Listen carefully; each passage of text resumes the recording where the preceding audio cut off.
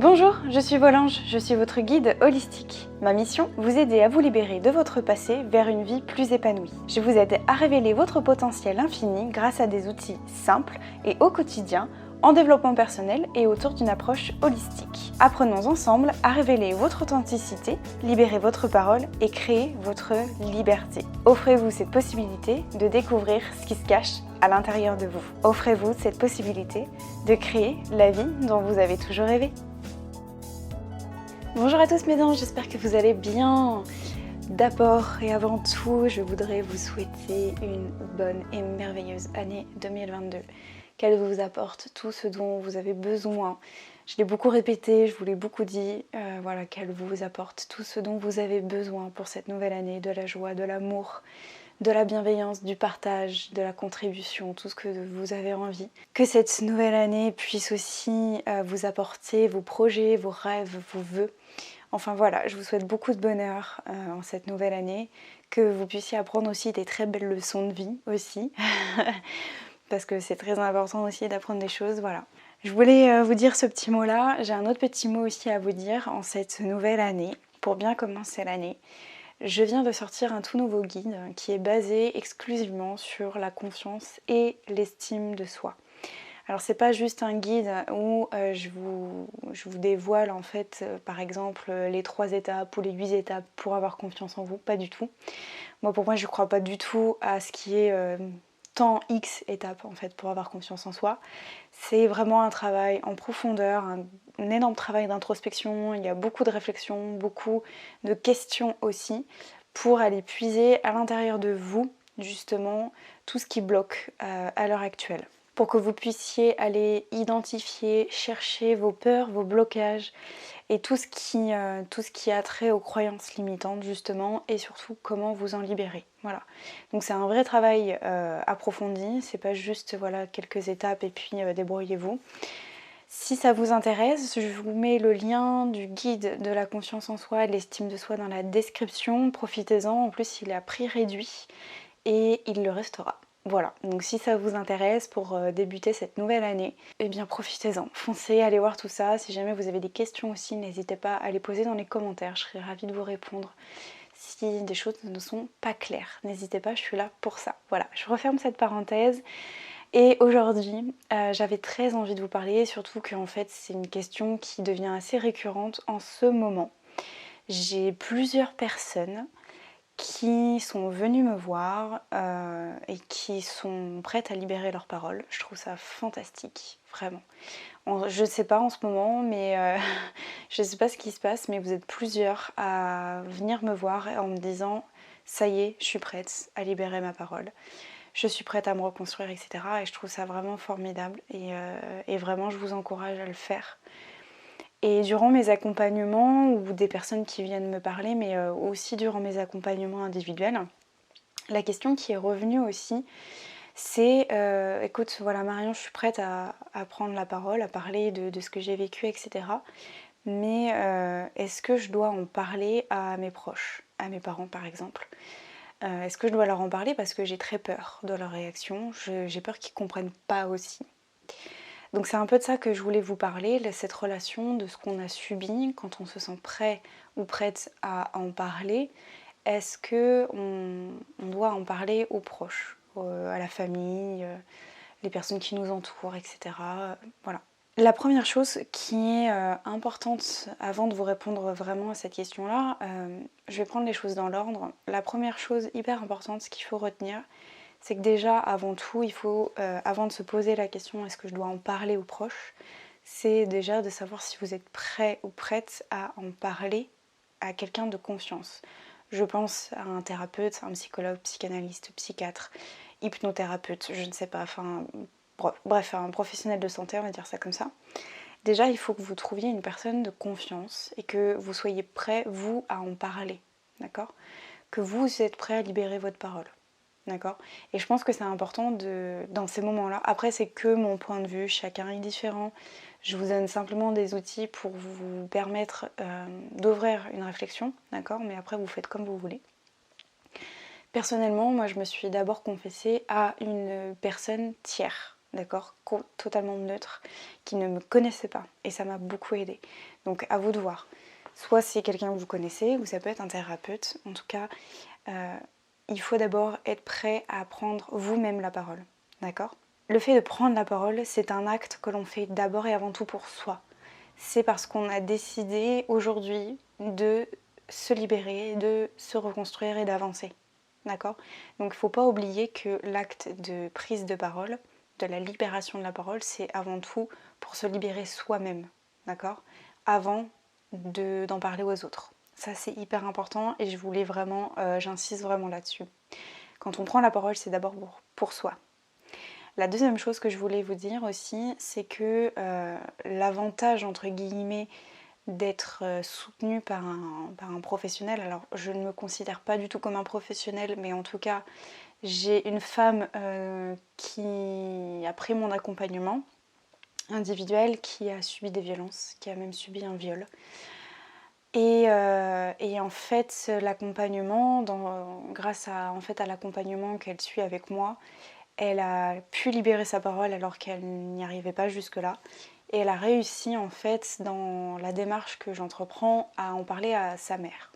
Donc c'est important déjà en fait d'en parler. Et donc là, cette femme a fait le choix de m'en parler à moi. Et évidemment, entre guillemets, un professionnel de santé, mais encore une fois, je ne me considère pas du tout comme un professionnel. Mais j'ai réussi en fait à l'aider à libérer sa parole dans un second temps à ses proches, d'accord? Ça c'est important en fait.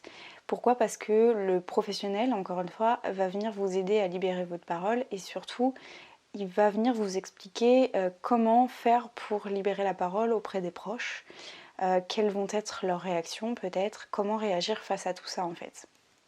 Donc c'est important aussi d'être accompagné, ne serait-ce que le fait de libérer la parole, ça peut aussi déclencher certaines choses en vous, donc c'est aussi important de se faire accompagner par quelqu'un. Mais c'est aussi important parce qu'il est là aussi le professionnel, et moi c'est ce que je fais du coup avec cette jeune femme, avec ma coachée, c'est que je l'accompagne du coup dans les réactions possibles de son entourage. Comment faire face à ces réactions, face à la culpabilité, toutes ces choses-là. Et la manière aussi de le partager à ses proches. Voilà. Donc ça c'est important et le professionnel ou du moins l'accompagnateur, on va dire ça comme ça, le guide, peut vous aider à faire ça aussi, en tout cas. À la question du coup principale, est-ce qu'il faut en parler à ses proches, moi je vous répondrai oui. Oui, pour moi c'est important, mais ça ne dépend que de moi. Pourquoi? Parce que déjà, comme je vous ai dit, il faut se sentir prêt à en parler à ses proches. Et surtout, comme je vous disais, alors je vais vous donner quelques pistes de réflexion, quelques outils pour justement comment leur annoncer vos violences par exemple et comment faire face à leur éventuelle réaction. Ça, je reviendrai un petit peu plus tard dans ce podcast-là. Le problème qu'on rencontre généralement, et ça je le vois beaucoup aussi chez mes coachés, le point commun qu'il y a entre elles, c'est ce sentiment de culpabilité que l'on peut ressentir, alors même qu'on n'a pas encore annoncé, j'allais dire un peu, ce cadeau mal emballé. Le point commun avec mes coachés, c'est que je me rends compte qu'elles ressentent énormément de culpabilité en disant « oui, mais si je suis... » En fait, elles sont partagées entre le fait de se dire « oui, mais si je ne le dis pas, c'est moi qui est détruite et du coup, je me sens coupable de ne pas en parler. » Et d'un autre côté, si j'en parle à ma famille, dans ces cas-là, je vais leur envoyer un cadeau mal emballé, puis je vais culpabiliser, etc. Donc en fait, on se crée une sorte de culpabilité avant même d'avoir fait quelque chose. Or, la culpabilité, elle vient quand on a fait une action et qu'on regrette ensuite, d'accord? La culpabilité vient toujours d'un événement passé. On regrette d'avoir dit ça, on se sent coupable d'avoir fait ça. Là, la culpabilité, elle n'a pas à avoir lieu parce qu'elle n'existe pas encore. Je ne sais pas si c'est clair ce que je vous dis, c'est-à-dire qu'on culpabilise d'un événement qui n'est pas encore arrivé, alors même que la culpabilité, normalement, arrive que quand on a fait quelque chose qu'on aurait aimé faire autrement, ou dit quelque chose qu'on aurait aimé dire autrement. J'espère que c'est clair pour vous. Ça veut dire que le fait de ressentir de la culpabilité alors même qu'on n'a pas encore annoncé, mais en fait on se crée, on projette de la culpabilité qui n'est pas encore là en fait, tout simplement. Ça c'est complètement faux en fait. Vous voyez bien que c'est juste une projection, que ce n'est pas de la culpabilité. c'est plutôt de la peur, de l'anxiété, du stress, etc. Mais c'est pas de la culpabilité, d'accord?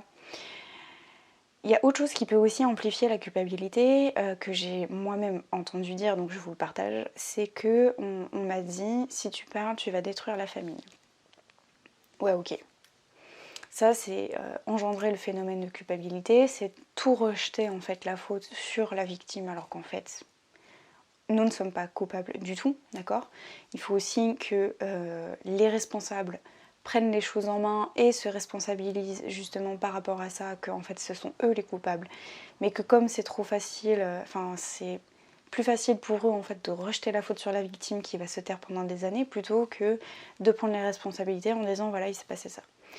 Donc au final, tu vas détruire la famille. J'ai envie de vous dire, la famille, elle est plus ou moins déjà détruite par ce pseudo secret de famille, d'accord?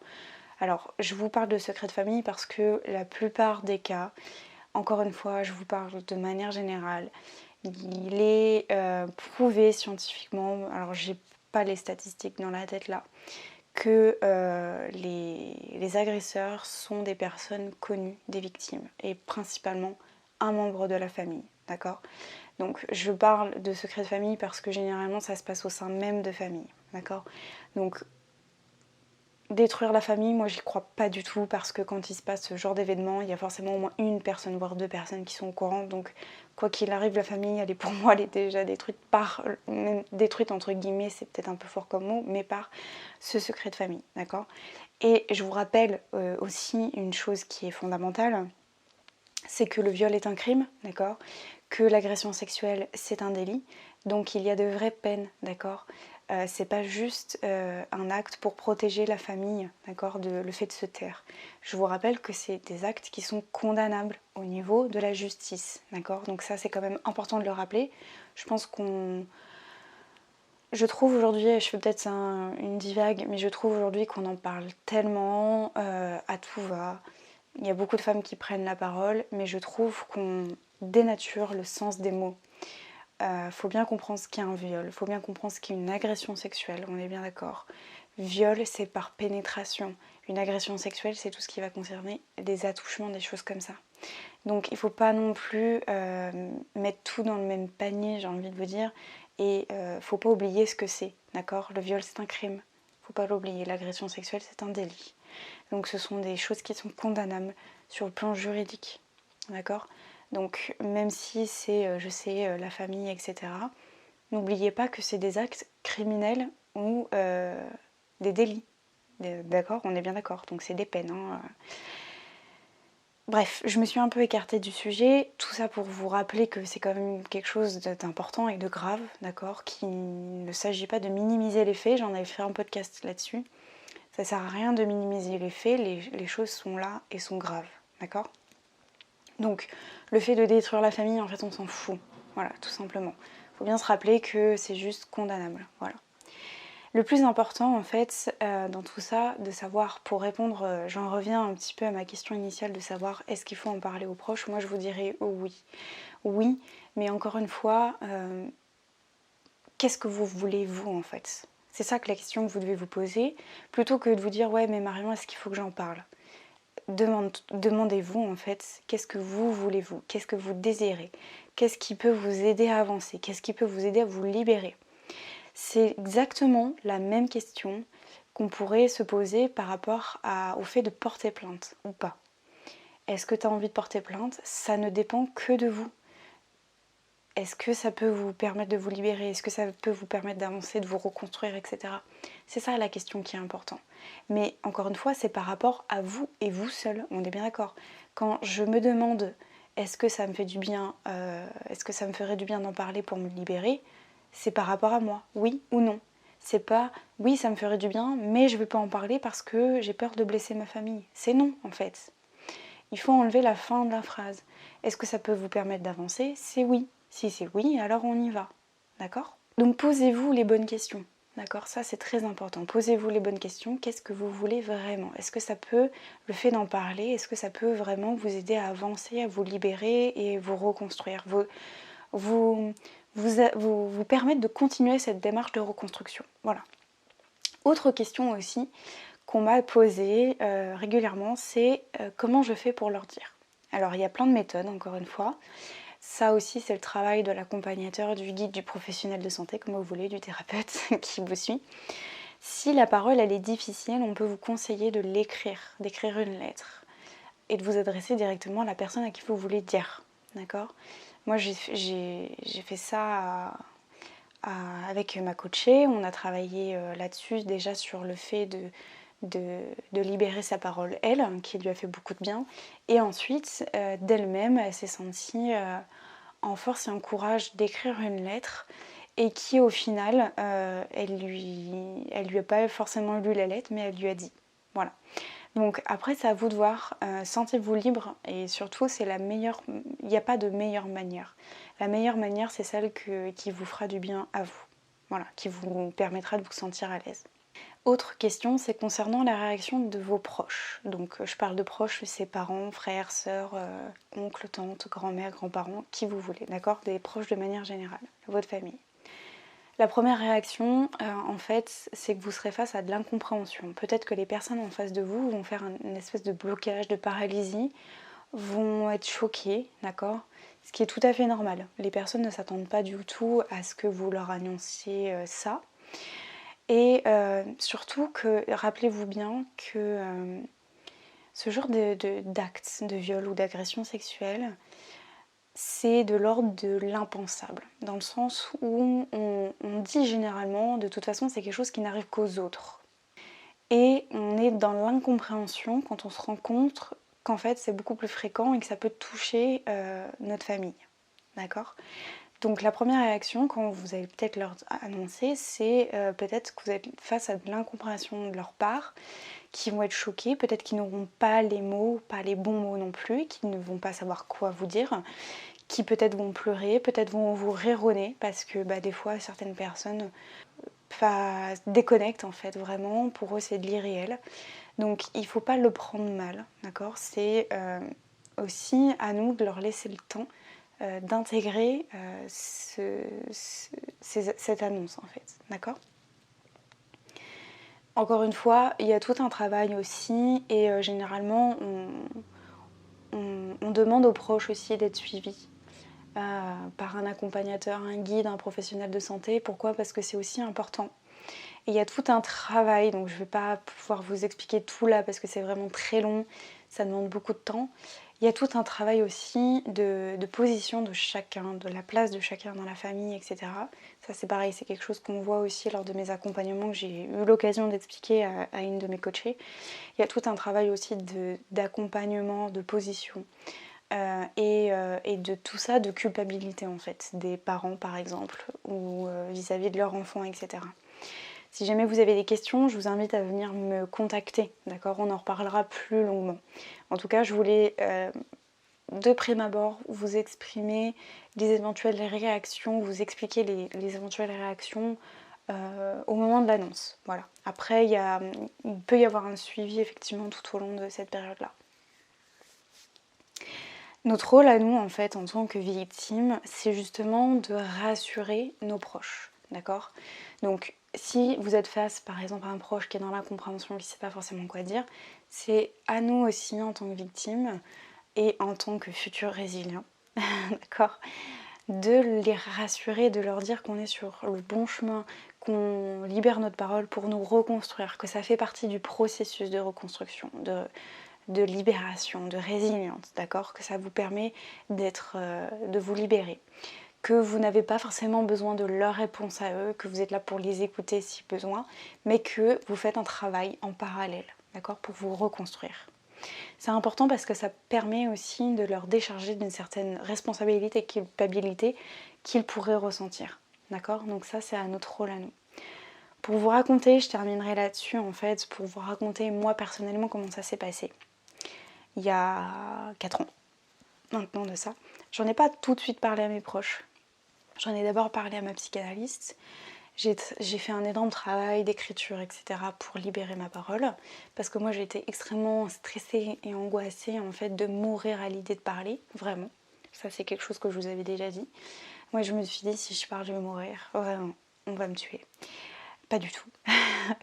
Mais j'ai d'abord fait tout ce travail-là et au bout de, je sais plus, 1 mois ou 2 mois, j'en ai parlé à mes proches, d'accord? Mais ça s'est pas fait tout de suite. Et c'est important, d'accord? Il faut déjà apprendre à assimiler le fait de libérer sa parole pour soi, pour se sentir prêt à en parler aux autres. Parce que si on n'est pas prêt nous-mêmes à en parler, ça va être compliqué d'en parler aux proches. Après, c'est que mon point de vue, mais voilà, encore une fois, je vous donne mon ressenti. Et libre à vous aussi, du coup, d'avoir votre propre réflexion et faites ce qui est le mieux pour vous. Ça, c'est super important. Ok ? J'espère que ce podcast vous aura plu. Si jamais vous avez des questions, encore une fois, n'hésitez pas à venir me les poser dans l'espace des commentaires sur Instagram. Vous avez tous les liens dans la description de ce podcast-là. Je vous dis à la semaine prochaine pour un nouvel épisode. Et sur ce, je vous fais des énormes bisous. Ciao mes anges!